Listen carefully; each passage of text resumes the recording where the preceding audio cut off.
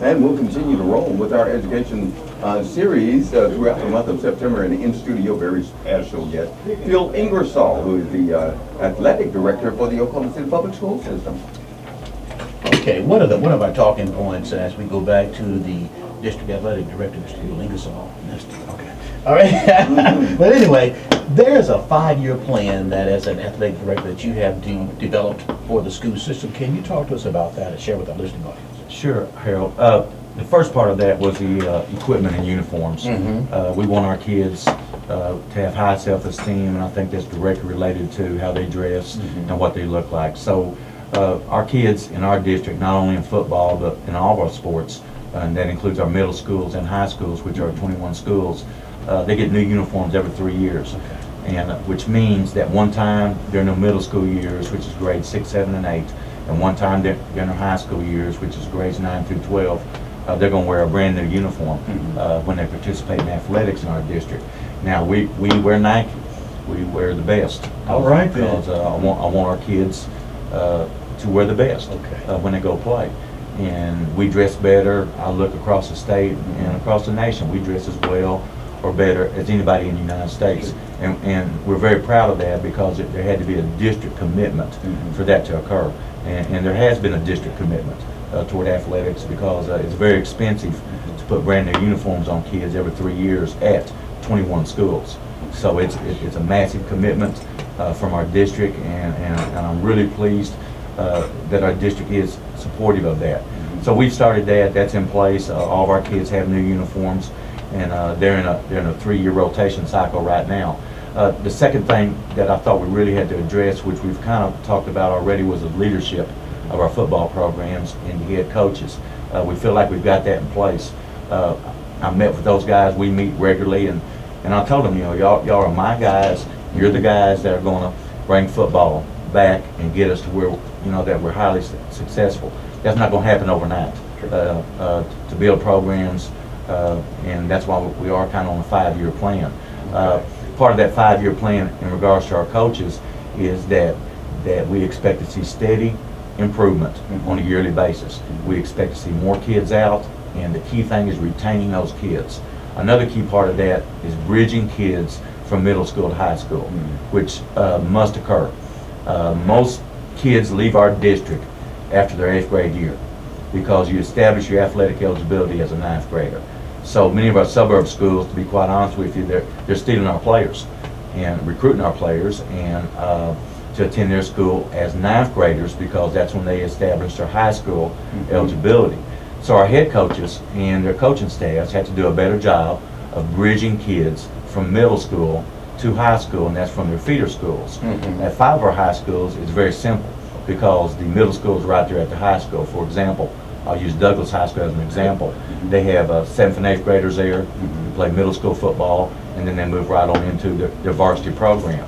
So that makes it pretty easy at that high school because your kids are there, which means you can vertically align. And by vertical alignment, I'm talking about running the same program from your varsity to what we call our Frost program, which is our freshmen and sophomores, to our middle school.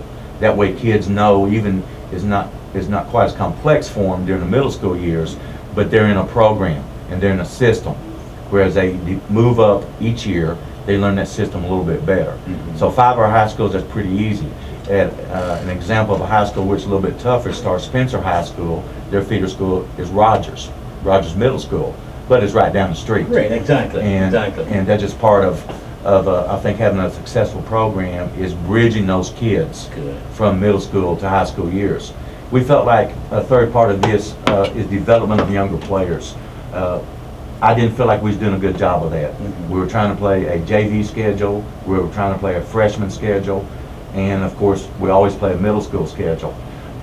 I know this as an ex-basketball coach in Oklahoma City, the strength of Oklahoma City basketball, which has won more state championships than any other league in the state of Oklahoma over the last 30 years, has been the development of the younger players and the developmental program. So what we decided to do was to combine our 9th and 10th graders into what we call Frost, 9th and 10th grade. And we play those games on Monday night at 6 o'clock. And we make it special for them. We have a full crew of officials just like we do on varsity night. We turn the lights on, and it allows their parents to come out and watch them play instead of playing those games at 3 o'clock in the afternoon. Right. So we turn the lights on, and we're making it real special for those kids on Monday night. Plus, it gets everything after that Monday night game. Then our varsity, our head coaches can get prepared for their games on Thursday and Friday instead of having to worry about playing a JV game on Wednesday afternoon, which is when we used to play it.